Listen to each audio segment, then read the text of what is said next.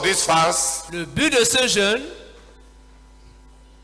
is to raise a large army of leaders c'est de susciter une grande armée de dirigeants for the rapid accomplishment of our goal. pour l'accomplissement rapide de notre but.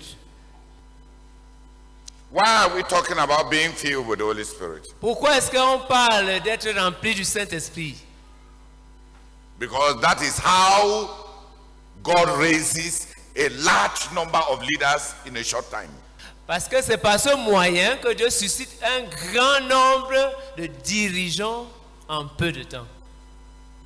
Nous avons besoin d'une grande armée de dirigeants spirituels remplis de l'esprit, tel est le cri de cette croisade. Le leadership est une responsabilité et la responsabilité exige de la richesse. Le leadership spirituel exige la richesse spirituelle. Tel était le chemin parcouru jusqu'à présent, jusqu'à ce que le frère Théodore prenne la parole vers 22h à cette 10e nuit de prière, de croisade et de jeûne. Il a poursuivi son message en révélant que la plus grande richesse spirituelle pour le leadership spirituel est le Saint-Esprit. Les leaders émergent lorsque l'Esprit de Dieu descend sur eux, a souligné le frère Théodore. Il a étayé son propos par des exemples bibliques frappants tirés du livre des Juges, notamment Othniel, Jephthé, Gédéon et Samson.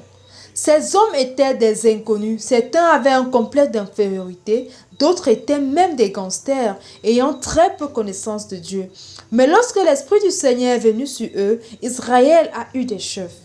Dans le cas de Samson, la Bible rapporte 3 niveaux de remplissage par l'Esprit. Au premier niveau, Samson est devenu un tueur de lions. Au deuxième niveau, il est devenu un tueur de dizaines. Et au troisième niveau, il est devenu un tueur de milliers. Le dirigeant a fait remarquer que le passage d'un niveau de remplissage à un autre n'est pas une progression arithmétique. Cependant, il a noté que de nombreuses personnes comme Samson ne conservent pas la plénitude du Saint-Esprit à cause du péché, de la régression et de l'incrédulité.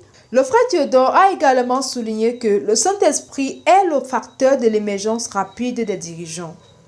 Il ne s'agit pas d'une nomination. Saül, par exemple, avait été nommé par le prophète Samuel. Mais ce n'est que lorsque l'Esprit Saint est venu sur lui qu'il est devenu un homme différent et qu'Israël a eu un chef. L'Esprit du Seigneur est également venu sur David dès qu'il a été oint.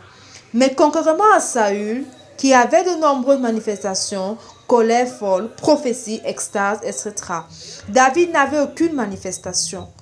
Pourtant, la Bible dit qu'à partir du moment où l'Esprit de Dieu est venu sur lui, il ne l'a pas quitté.